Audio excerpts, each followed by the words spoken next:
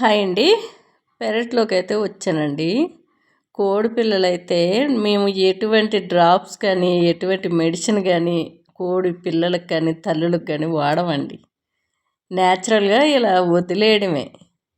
నా చిన్నతనంలో మా అమ్మ కూడా కోళ్ళు పట్టు దిగాయి అంటే అలా బెల్లం నీళ్ళు, కొద్దిగా పసుపు, ఎల్లిగడ్డ ముక్కలు, అల్లం ముక్కలు, కరివేపాకు చిన్నగా కట్ చేసి, మునగాకు కట్ చేసి వేసేస్తుండే. అలాగే పెరిగేటివి. ఇప్పుడు చాలామంది ఫామ్లో కూడా ఈ డ్రాప్స్ వేయాలి వాటర్లో అట్లానే వేరు వేరువి చూపిస్తూ ఉన్నారు. కానీ ఇవ్వండి, బెల్లం వాటర్ మాత్రమే పెట్టాను. ఇలా చిన్న చిన్న కప్పుల్లో ఎక్కడ పడితే అక్కడ పెట్టేస్తూ ఉంటాను. అవి ఇష్టం ఉన్నప్పుడు తాగుతాయి, లేదంటే మళ్ళీ నెక్స్ట్ డే అవి పారబోసి మళ్ళీ కొత్త వాటర్ వేసుడే. రాగులు, నూకలు, జొన్నలు మిక్సీలో వేసి నూకల్లా చేసి అలా వేయడమే.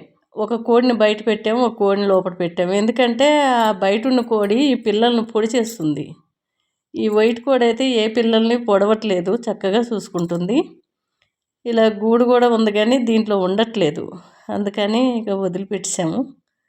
ఇంకా మాకు తెలియకుండానే 15 రోజుల నుంచి ఒక కోడి అయితే కనిపించట్లేదు. నేనైతే పోయిందే అనుకుంటున్నాను. అది ఎప్పుడు కూర్చుందో పట్టిక మాకే తెలియట్లేదు. అది అప్పుడప్పుడు చుట్టం చూపుకు వచ్చి వెళ్ళినట్టు వచ్చి వెళ్తుంటే మళ్ళీ ఎక్కడి నుంచి వచ్చింది అనుకున్నా. ఆ బ్లూ క్లాత్ ఉంది కదా, ఆ క్లాత్ సాటుకి రేకు ఉంటుంది. ఆ రేకు దగ్గర ఒకే దగ్గర 15 గుడ్లు పెట్టింది. మేము చెట్లకు నీళ్ళు వస్తుంటే ఆ గుడ్లన్నీ తడుస్తున్నాయి, మాకు తెలవలేదు. ఈరోజే అట్టపెట్టిలో పెట్టాను, కూర్చుంది. 15 గుడ్లు ఉన్నాయి. ఎన్ని పిల్లలు చేస్తుందో చూద్దాము.